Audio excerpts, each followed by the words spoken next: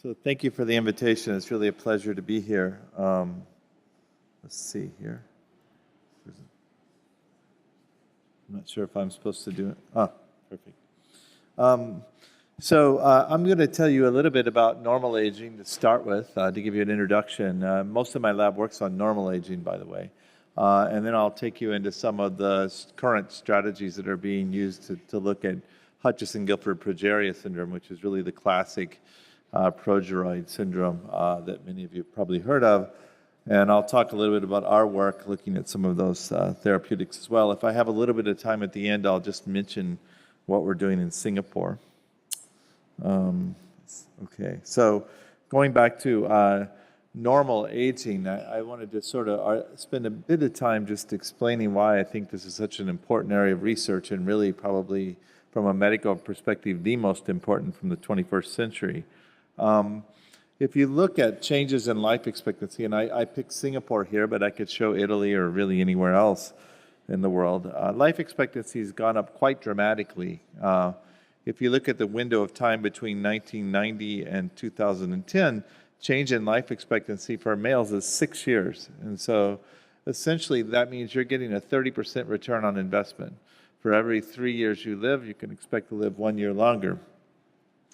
Now note that life expectancy in males is going up faster than females, but women live longer than men. The males are just catching up a bit. And none of this all sounds good. The challenge though is the red numbers. Healthy life expectancy is not going up at the same rate as life expectancy. And again, this is a global phenomenon. What that means is we're keeping you alive longer, but we're keeping you sick longer. And the medicine that we're doing, which is very reactive, we wait till you get sick and try to do something about it, is underlying a lot of this. And this is what's driving healthcare cost up, and it's what's impairing quality of life so dramatically. And so to rethink how we approach medicine, we believe that we need to focus on the things that are in common between all diseases and not necessarily treat every disease in isolation. And so if you look at all these different kinds of diseases, we have a lot of effort into each one of them individually, but not so much effort into the thing in the middle, which is aging. And yet aging is the biggest risk factor for all of these diseases. Now, why are we good at treating cardiovascular disease? That's because we recognize that high cholesterol is a risk factor for cardiovascular disease. And when someone comes to the doctor's office, if they have high cholesterol, we give them statins or some other drug to deal with it. Aging is like cholesterol on steroids. It's the risk factor for everything. And so the challenge is, can we target aging directly? So this I stole from Felipe Sierra of the National Institute of Aging, and it really summarizes the approach that I think the aging field is trying to take. Age-related chronic diseases and functional decline are really the biggest challenges of this century. Aging by itself is the biggest risk factor for almost all of these chronic diseases, in addition to functional changes and resilience changes that happen with age. And therefore, if we can address aging, we'll have the biggest impact by preventing or delaying multiple age-related diseases simultaneously. So that summarizes it in a nutshell. Now, if you look at what are the determinants of aging, the mechanisms that drive aging, there's still a lot of debate about this. You heard a wonderful talk by Jan about DNA damage and how it relates to other things, and I think it feeds into this point. This is from a meeting about 3 years ago where we discussed 7 different topics related to aging. You can read them here. And then wrote a review on this. And I think the thing that came out when we thought about the review was not that what's the relative contribution of each of these 7 things or which one happens first in the aging process. I think what was more relevant is how interconnected they are. We're really looking at a systemic network that maintains homeostasis in the body. And when enough of these things get disrupted, metabolism, inflammation, changes in epigenetics, protein misfolding, DNA damage, then it triggers a disruption of the whole network, and you can't maintain the homeostasis anymore. And when you spin out of equilibrium, that's when you get disease. And depending on which way you go, you can get different combinations of chronic diseases, but it's really, in my view, maintaining this homeostasis that's going to be important for aging. This is a review by David Gems, and I think it illustrates the point in another way. It used to be that we thought of diseases or pathologies like the top here, part A, where every disease had its own mechanism. And then we need to treat them all in silos and try to figure out a specific treatment for each disease. Now, the way I've portrayed it is that aging is driving all these diseases, and I think that's a little bit overblown. Certainly, these diseases have individual components as well as common components, but this mixed model, I think, makes a lot of sense, where you have multiple diseases, some of which are life-limiting, some of which, like cataracts, are not life-limiting, and then you have a series of mechanisms, and these mechanisms contribute differentially to disease. So you may have this pathogenic mechanism 2 here that contributes to 5 different diseases of aging, whereas another pathogenic mechanism may only contribute to 1. And this is important when you think about progeria, because as Jan mentioned, all of these progerias are segmental. They don't accelerate every aspect of aging, but only a subset of them. And so the Hutchinson-Gilford syndrome that I'm going to tell you about today, it accelerates many aspects of aging, but for instance, not cognitive aging. So that's something to think about as we go forward. Now, in terms of extending normal lifespan, there's a lot of ways to do this, at least in animal models. You heard about calorie restriction. There's also some very good data on exercise, intermittent fasting. Actually, low consumption of alcohol is associated with lower mortality. I've got mice that we're treating with 10% alcohol right now, and they seem very well protected from aging and pretty happy as well, but I'm not going to show you that today. And then there are a number of small molecules that slow aging as well. And I'm going to talk about rapamycin, a little bit about resveratrol, but I want to just mention metformin, NSAIDs like ibuprofen and aspirin, and acarbose, which is a diabetes drug, as is metformin. These are very commonly prescribed drugs, and they're very effective at treating early stage conditions of aging, particularly metformin and acarbose. So a lot of people will say that you're never going to give drugs to people to slow aging. It's not a disease. There's no way to do it. I would argue that we're already doing it. What we tried to do is develop these drugs for diabetes, but they work at such an early stage of disease progression that they're actually affecting aging pathways. And you can go find data on metformin, for instance, being protective against cancer, being protective against neurodegenerative decline as well. And so there's studies going on to try to measure how they affect health span. But rapamycin, I think, is relevant here for a number of reasons, one of which is it's really the gold standard for extending normal lifespan in mice. This is a dose-response curve from the National Institute of Aging Intervention Testing Program in males and females, and you can say if you go up in dose, the effect on median lifespan in females is quite dramatic, 30%, but also for maximum. Males is about 20%. Imagine if this were true in humans. We have no idea whether it is, but this is actually a big effect on normal aging. And this is the TOR pathway. Oh, sorry. This is the TOR pathway. This is the main complex I'm going to talk about today, which is called mTORC1. This is a kinase. And you've already been told that dietary restriction affects aging, and so this kind of makes sense because this complex is activated by carbohydrates through insulin IGF signaling and also by amino acids through the RAG complex. It's responding to nutrients. It also responds to stress like hypoxia, energy deficit, and other kinds of stress. So in general, what happens is when nutrients are good and stress is low, you have active TOR complex. That drives protein synthesis and cell cycle progression and turns down stress response pathways like autophagy and proteasome function. When you have low nutrients or high stress, you turn down this pathway, you stop growth and proliferation, and you go into a stress-resistant mode. And it's this stress-resistant mode that's probably conducive to longer lifespan. Now, rapamycin is a very specific inhibitor of the TOR complex. I don't have time to talk about the mechanism today, but it phenocopies some of the effects of reduced nutrients and has a robust effect not only on lifespan, but on a range of health span parameters in mice.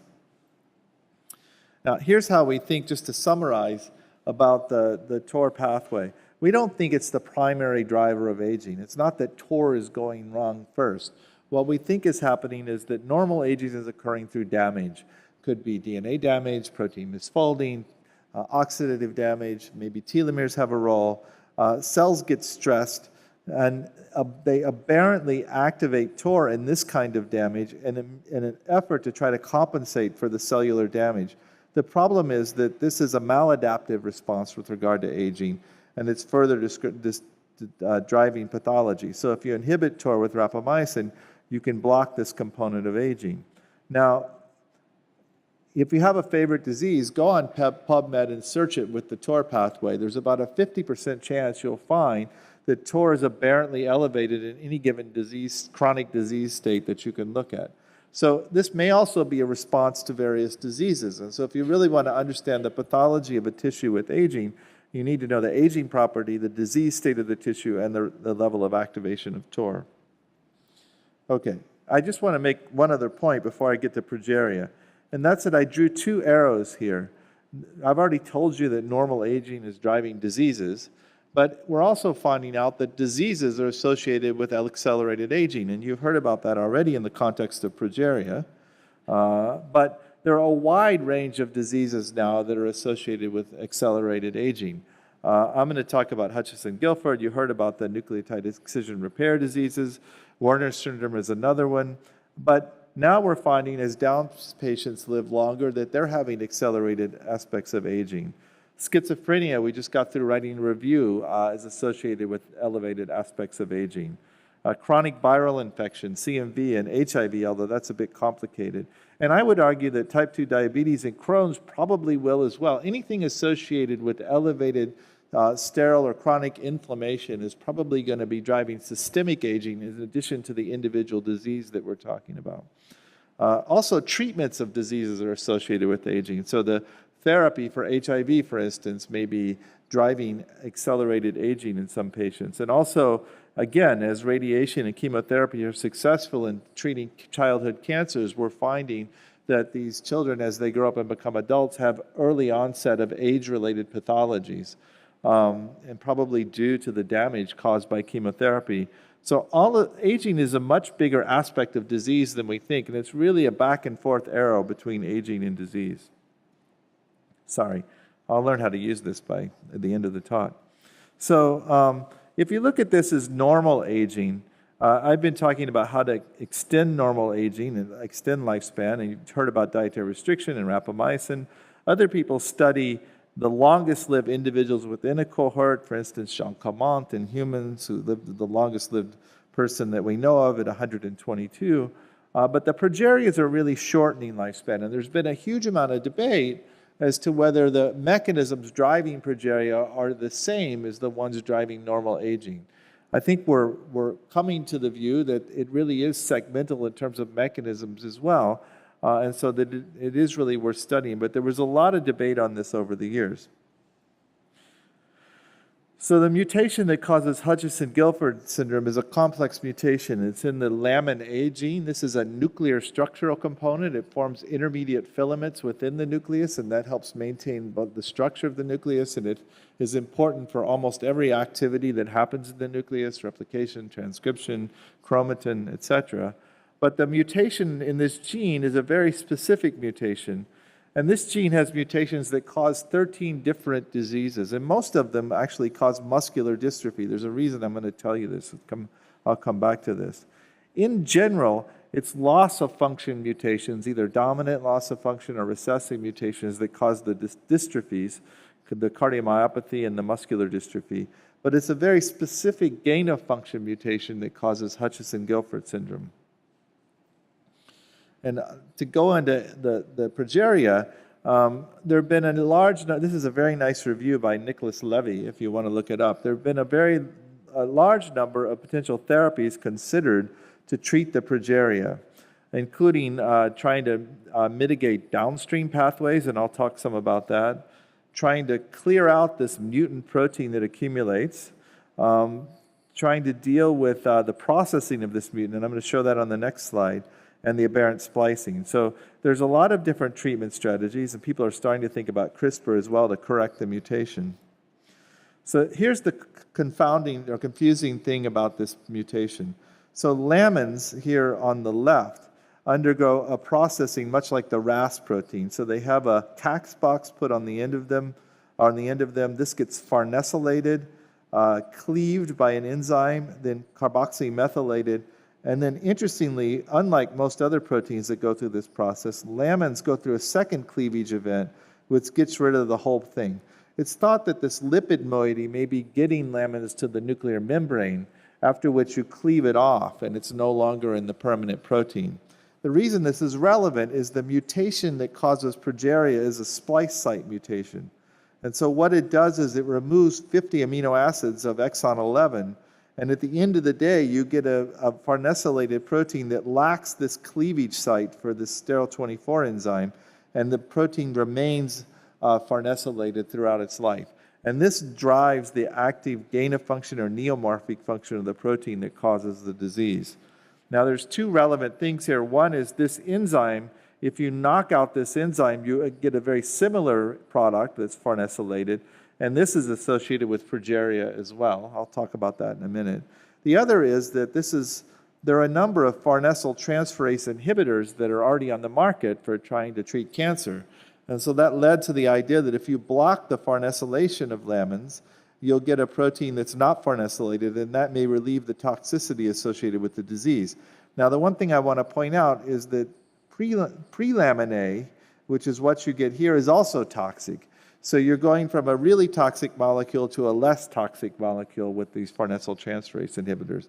Nevertheless, the data is actually somewhat encouraging. This is the human data from a clinical trial by Leslie Gordon and her colleagues in Boston, in Rhode Island and Boston. And this is the natural history of Hutchinson-Gilford patients. Their average lifespan is about 15.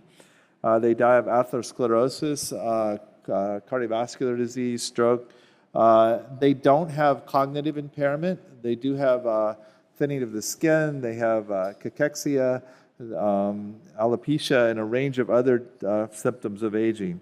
So when you treat with these farnesyltransferase inhibitors, this is 2.5 years of treatment now, starting at the age of 6.5, and you can see that you can reduce the mortality associated with this disease. Now, this is still early treatment stage, but this is already statistically significant. So these farnesyltransferase inhibitors may be one way to treat these patients. However, you're, as I said, converting from a really toxic protein to a less toxic protein. And in addition, the farnesyltransferase inhibitors have some side effects on their own. So whether it's an ideal strategy in the end, I don't know, but at least it's a start. Now, it was reported a few years ago that rapamycin, this TOR inhibitor, can rescue cellular defects of fibroblasts from patients with Hutchinson-Gilford. So as I said, lamins form this lattice network around the nucleus and help maintain the structure of the nucleus. If you have this dominant gain-of-function mutation, it disrupts the normal structure of the nucleus. So you can see this distortions here in the nuclear makeup. And you can correct that by rapamycin. And that, in this model, it allows cells to continue dividing longer in culture, as opposed to becoming senescent. So that led to the idea that maybe rapamycin would be a good therapeutic strategy for this disease. And so there's a trial ongoing right now that combines Lonafarnib, the farnesyltransferase inhibitor, with everolimus, which is, for all practical purposes today, the same as rapamycin. So this is just starting. Now, we had a lot of data on rapamycin and laminopathies because we had this idea a long time ago. So I'm going to take you through some of our data and other people in the field in animal models to show you what this is doing, because I'm a little bit concerned about this approach. But I have to go back to these lamin knockout mice just briefly, because the interesting thing is when you compare the loss of function phenotype to the gain of function phenotype in the animal model. So these lamin knockout mice, I say knockout because it actually wasn't a complete knockout. It was a severe hypomorph. There is a small amount of protein made in these mice. If you do a complete lamin knockout, the mice die at birth. But these mice, these hypomorphic mice, get muscular dystrophy. You can see here centralized nuclei and cross-sectional sections of the skeletal muscle, altered myofiber size, etc.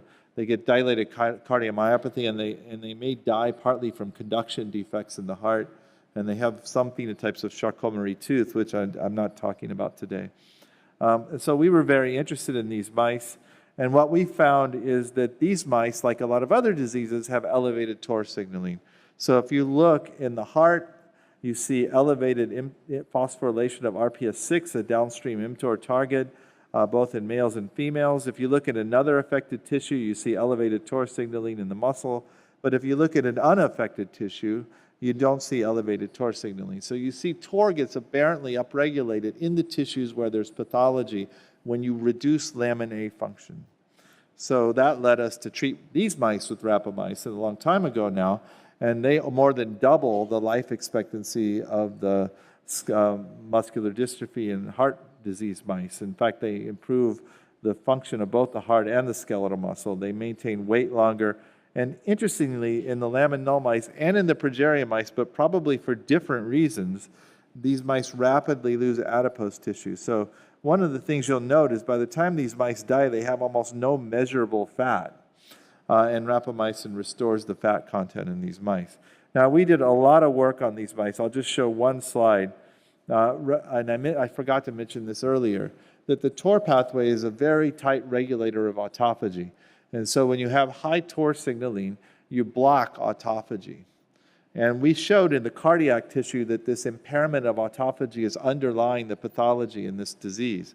And if you treat with rapamycin to turn TOR down, you can restore the autophagy, and that improves the cardiac function. And that's what this slide shows.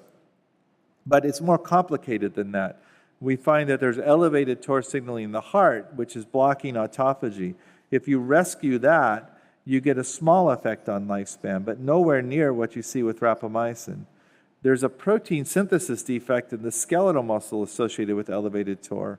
You can rescue that by turning down S6 kinase in the skeletal muscle, but again, that only confers a very small effect on lifespan. And there's a third tissue, the brown fat, where we see elevated TOR signaling, and that's blocking uncoupling and thermogenesis.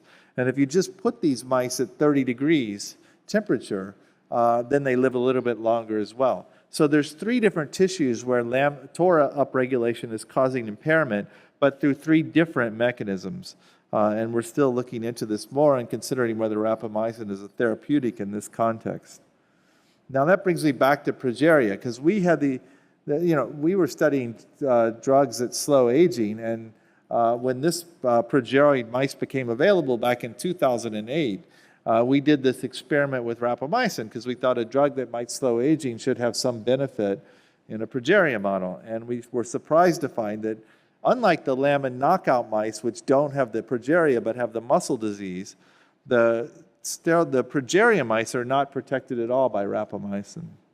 Now, people have argued this is not the perfect model for this, and so the better model is an exact copy of the human mutation that causes the splicing defect in LMNA. So that's what these mice look like. They die by about 130 to 150 days. These are mice generated by Carlos Lopez-Oten. Now, when we treated these with rapamycin, this is in the food, relatively low dose. We saw no effect on median lifespan. There was toxicity in a few of the mice, and one outlier here that we still don't understand, but no general effect on aging. Other people have tried these studies before I go on. The rapamycin in these mice doesn't affect their body weight, it doesn't affect their blood glucose profiles or their fat content or anything else. So we were a little skeptical that it might be a useful drug for this disease. Now this is data from Nicholas Levy and Carlos Lopez-Oten. Sorry for the small slide, I'm not going to take you through all of it, but here's the control mice in their hands, and rapamycin at a much higher dose in this study actually is toxic. It shortens the lifespan of these mice. And in fact, it does nothing to affect the senescence of the cells either. So there was no positive data from this study either.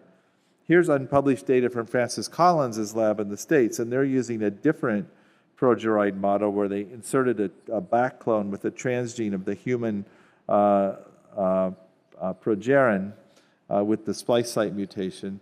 These mice get a slower onset of disease. You can see the kyphosis here in these mice. And in 6 mice, 4 of them had a little bit longer lifespan. So there may be a benefit in this context. So now we have 3 different mouse models and 4 different studies. We've actually done a 5th one now I'm not going to show you. And only in one context is there some benefit. So we'll have to wait and see what happens in the human clinical trial. But so far the data in mice is not overwhelmingly positive. Now I want to turn to resveratrol a little bit, that this molecule that's in red wine. and other natural. It's a natural product also in other fruits and foods. And it was reported for many years to be a SIRT1 activator. So sirtuins are another major pathway linked to aging. And we published in 2012 in the STERL24 knockout mice that resveratrol has a benefit to these mice. And I'll just show you a little bit of that data for the sake of time. So when you look at the main point of this paper was that there's a decline in stem cell function in these STERL24 knockout mice, both in hematopoietic stem cell lineages, mesenchymal stem cells, and potentially other stem cells in the body as well. So if you look at mesenchymal stem cells removed from the body, there's a proliferative defect in the Progeria mice compared to controls. There's elevated levels of senescence in these cells. And you can also see that effect in the percent of hematopoietic stem cells, which declines over time in the mice.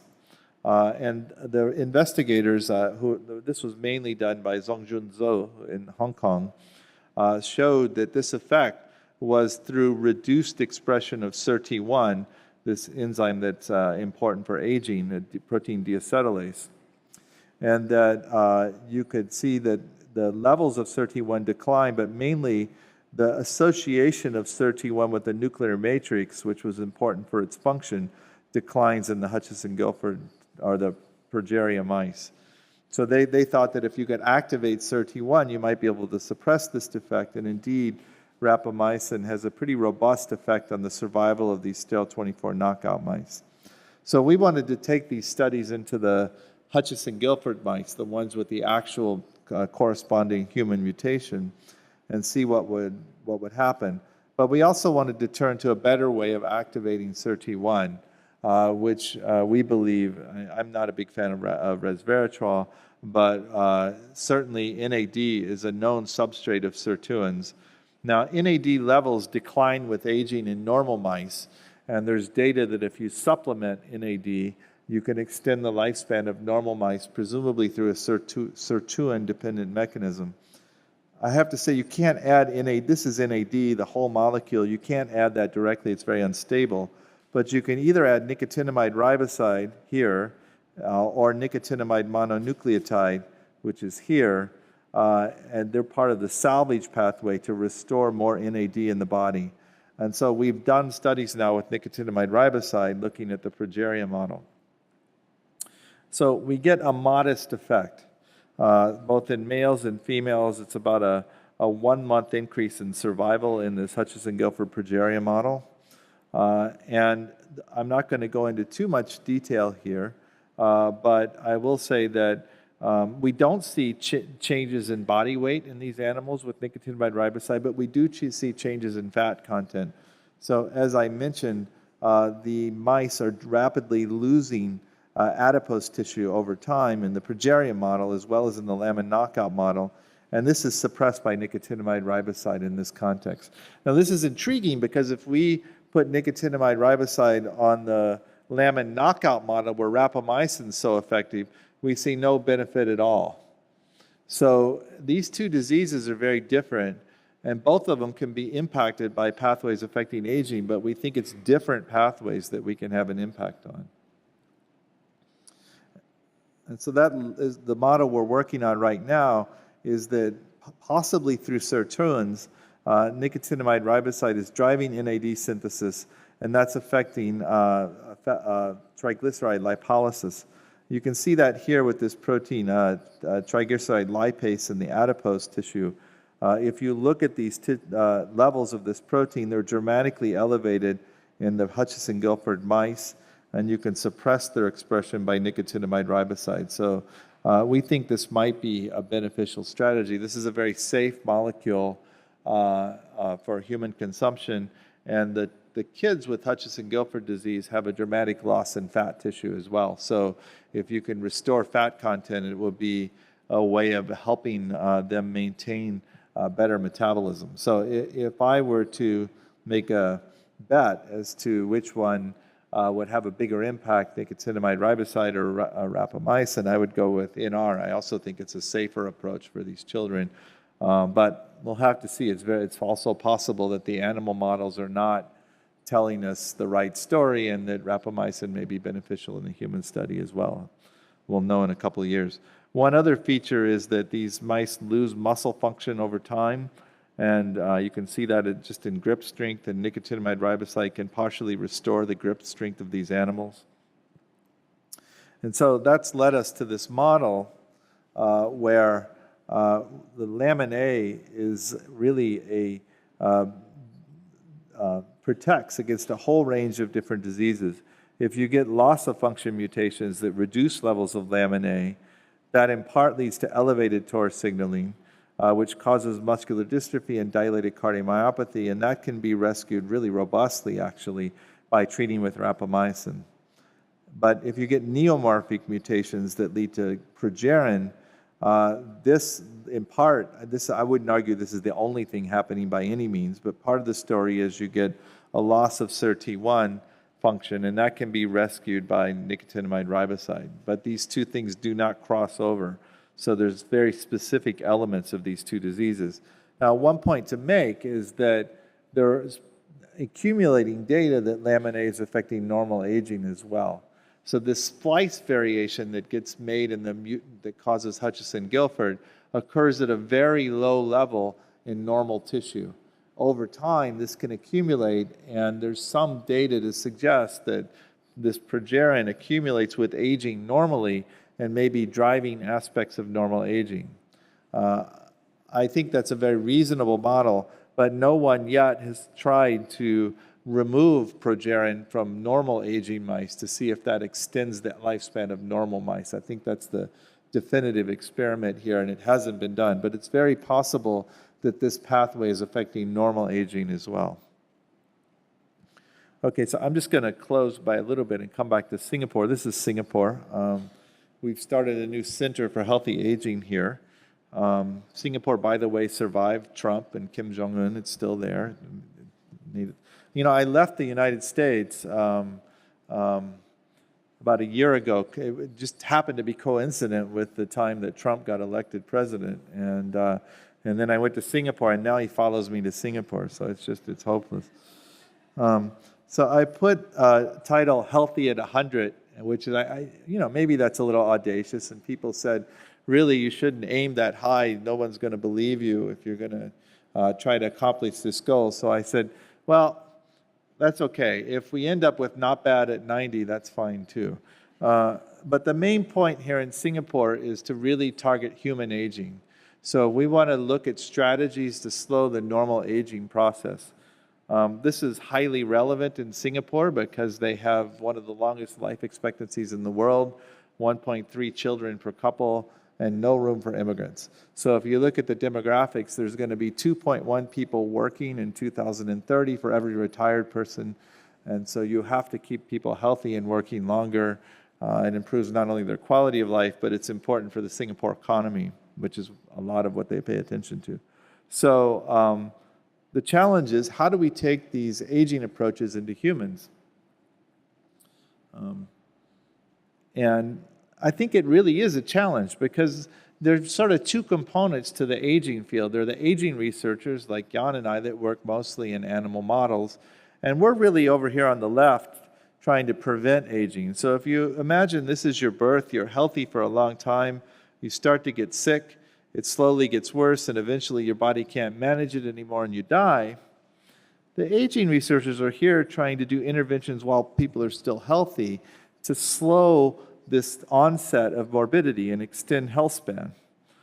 So the ratio of health span to morbidity will go up. Now, ideally, they're even trying to compress morbidity, so this curve would look more like this, and you get very long health span. Mostly these people are in animal models. Then you have the geriatricians, and they have a very different problem on their hands. They're trying to manage aging. The people that come into their doctor's office or the hospital that they see are the 85-year-old people. They have multiple chronic conditions. They have polypharmacy problems. They're having trouble getting out of bed. They're in pain. They can't sleep. And so they're trying to look at strategies here to improve their quality of life, maybe slow this decline.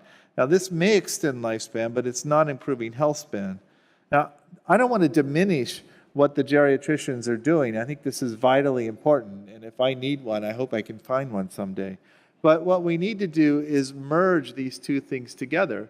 We have to have a strategy to prevent aging as long as possible, because that's where the biggest bang for the buck is, and at the same time manage aging when people start to get ill. So the question is, how do we bring the basic researchers and the clinicians together to do this? And I think part of it is looking beyond the geriatricians and working with the endocrinologists and the cardiovascular people that are already doing preventative medicine, because they can understand this approach better. But this really is a challenge. And essentially what we're trying to do here is to find strategies for intervention testing in humans. And that involves, let me see if I put this slide in. I didn't. So that involves creation of a platform of integrated biomarkers of aging. Now, I've told you something about the interventions that can slow aging in animal models, and there's a large number of them. The slide I put up is a very limited slide. I could list at least 20 more. And they range everything from drugs to supplements to lifestyle modification. That could mean exercise, sleep, mindfulness, diets. There are medically based diets out there that may affect aging that are on the market, and ultimately things like stem cells. And what we want to do in Singapore is take an agnostic approach to this. I'm willing to consider everything from yoga to rapamycin, but we have to have some way of stratifying which things are working and which things aren't working. And to do that, we feel like we have to create or generate this platform of integrated biomarkers. Now, there's a number of potential biomarkers out there of human aging. This is another area the field has really taken off in the last 5 to 10 years. Previously, it was walking speed. So if we want to predict your mortality, we would ask you to do a 6-minute walk and see how far you go. And that's actually fairly predictive of mortality if you're over the age of 75. The problem is that the intervention people we want to look at are the people 50 to 65 that are at risk of disease but not yet sick. And that's not a good marker. So we need molecular biomarkers. And there are a whole range of them now that are candidate biomarkers. Epigenetic clock, which looks at the CpG methylation of about 350 promoters in cells. It can be done in blood cells or other cell types in the body. There's inflammatory cytokine panels, telomeres, also levels of senescent cells in various tissues. All of those are candidate biomarkers. Another one that is really interesting to me is facial pattern recognition. This was done by Jackie Han in China. She took about 10,000 people in China and did 3D facial reconstructions of their face and did an AI approach to try to predict their age. And you can predict age within about 3 years. So that's an interesting, completely non-invasive biomarker. So the idea is to put a whole range of these things together, nothing more than a blood sample. I'd love to do muscle biopsies, but we can't scale that. So we need blood and maybe stool for microbiome and the facial recognition, and learn how these different things are measuring aspects of aging. Then we can do short 6 to 12 month studies with a whole range of different interventions and try to see which interventions affect which biomarkers. Ultimately, the way I see it is you have keys and locks. And the keys are all interventions, and the locks are all the biomarkers. And right now we have to figure out which keys go in which locks. And when we open those doors, what are the impacts on physiology that we see? And so that's really going to be our approach in Singapore, is to start really getting human and trying to measure the effects of these aging interventions in normal aging, to try to look first at biomarkers and then prevention of a whole range of different chronic diseases. So we're actually very interested in hiring people in Singapore if anybody's interested too. But I think I will stop there and take questions. So I have, a lot of people in the lab. Yume and Chin Yu are the people that work on Progeria in my lab at the Buck in California. I'm just accumulating people in Singapore, and some very exciting, hopefully I'll be able to tell you some of that data in the near future. We have a lot of collaborators and funding as well. So thanks for your time. I'm happy to take questions.